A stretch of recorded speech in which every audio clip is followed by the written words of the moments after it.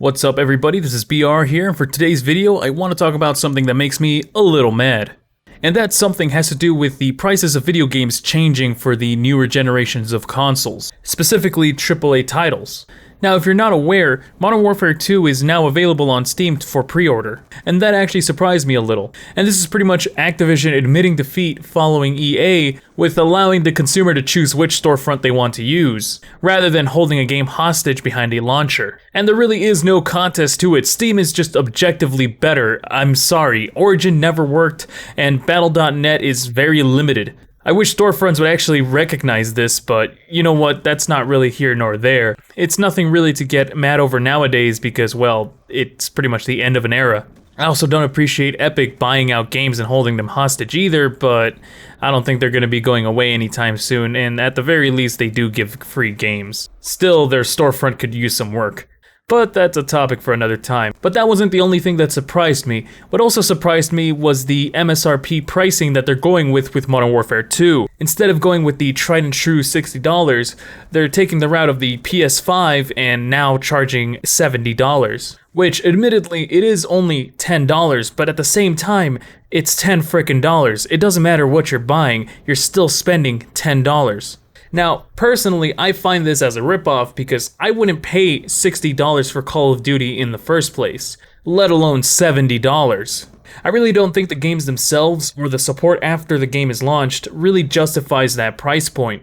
But there could be argument to be made with inflation and all that other economic crap. $60 nowadays is not as much as $60 back 10 years ago. And not to mention that games are now bigger and better, and because of that they might need a little bit more money to justify the big budget.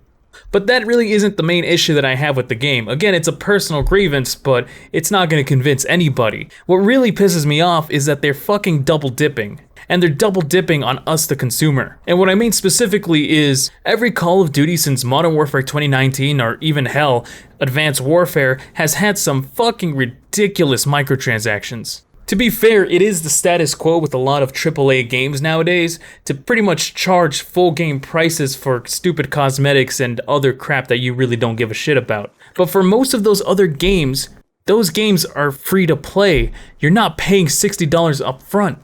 First they let you try out the game, and if you really do enjoy the game and you want to support it financially, then you can go into the shop to buy some microtransactions or a battle pass or anything to support the development of the game. You want to see more because you like it. Usually when you pay up front, it means that there is a guarantee that the product that you're receiving is going to be good.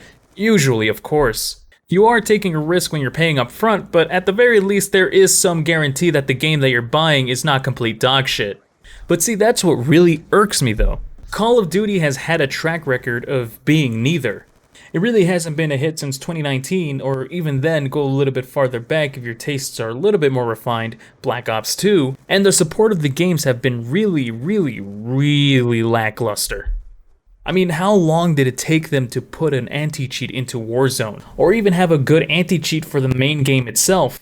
What about balancing, content, quality of life? All of this has been very criticized in Call of Duty's history for the past couple years. And now they have the fucking gall to charge you $70 and then on top of that front you with a bunch of microtransactions. But let's be fair, alright? Let's be fair. What if the $70 is just meant to support the campaign, and the microtransactions is just supposed to support the multiplayer with additional content?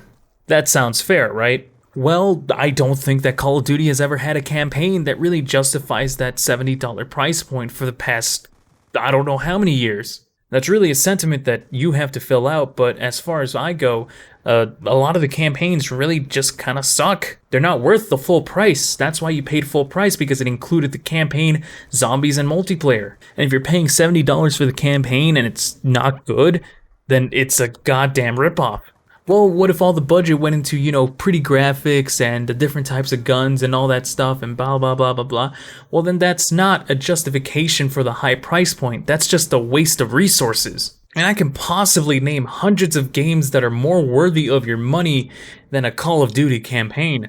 Hell, you can probably buy 100 plus awesome PC games with those $70. Honestly, just look at the front page of Steam and you can probably find some of the greatest deals out there at the moment, giving you a plethora of better experiences than a Call of Duty campaign for $70. and with minimal compatibility issues, with games from nearly every single generation. Do yourself a favor, check out some of those games. And if you can, don't skip out on these smaller releases. Trust me, they'll do more for you than Activision ever will. Give me your opinion down below. Are you going to get Modern Warfare 2 this year? If you found this video interesting, like it if you like it, dislike it if you disliked it, and if you'd like to see more content like this in the future, make sure to subscribe and I'll talk to you later.